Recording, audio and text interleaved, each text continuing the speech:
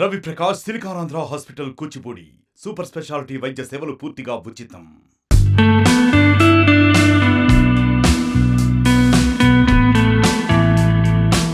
అపర కుబేరుడు Reliance industries అధినేత ముఖేష్ అంబానీ ఇంట పెళ్లి సందడి ముగిసింది. అంబానీ నీతాల చిన్న కుమారుడు అనంత్ అంబానీ రాధికా మర్చెంట్ తో వివాహ బంధంలోకి అడుగుపెట్టారు. 3 రోజుల పాటు అంగరంగ వైభవంగా జరిగిన ఈ వేడుకలకు జాతీయ అంతర్జాతీయ ప్రముఖులు హాజరై నూతన వధూవరులను ఆశీర్వదించారు. పెళ్లి తర్వాత శుభ ఆశీర్వాద్ మంగళ ఉత్సవాలతో వేడుకలు ముగిశాయి.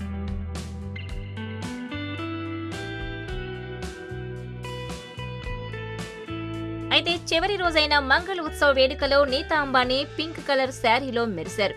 అనంత్ రాధిక పెళ్లి సమయంలో తమకు సపోర్ట్ చేసినందుకు మీడియాకు హృదయపూర్వకంగా కృతజ్ఞతలు తెలిపారు. అలాగే తమ వల్ల అనుకోకుండా ఏదైనా తప్పులు జరిగి ఉంటే క్షమించాలని కోరారు.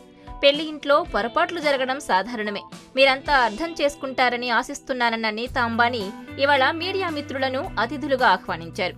మీ అందరికీ స్వాగతం పలకడం చాలా ఆనందంగా ఉందంటూ మరోసారి అందరికీ ధన్యవాదాలు తెలిపారు నీతా అంబానీ.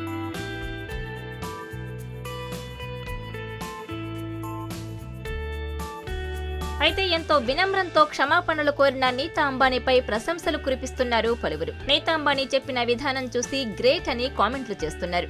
అంత డబ్బున్నప్పటికీ అస్సలు అహంకారం లేదని డౌన్ టు ఎర్త్ గ్రేట్ అంటూ కొనియాడుతున్నారు. అందుకు సంబంధించిన వీడియో ప్రస్తుతం సోషల్ మీడియాలో వైరల్ అవుతోంది.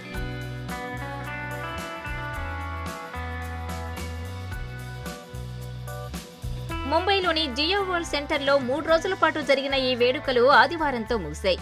ఈ నెల 12న శుభ వివాహంతో మొదలైన ఈ వేడుకలు 13న శుభ ఆశీర్వాద్, 14న మంగళ ఉత్సవ్తో గ్రాండ్ గా ముగిశాయి. ప్రపంచం దృష్టిని ఆకర్షించిన ఈ వేడుకలను దేశంతో పాటు విదేశీ మీడియా కూడా పెద్ద ఎత్తున కవర్ చేసింది. ప్రధాని మోదీ సహా కేంద్ర మంత్రులు, పలు రాష్ట్రాల ముఖ్యమంత్రులు, రాజకీయ నేతలు, సినీ సెలబ్రిటీలు, ఇతర దేశాలకు చెందిన రాజకీయ నాయకులు, క్రీడాకారులు తదితరులు ఈ వేడుకల్లో సందడి చేశారు.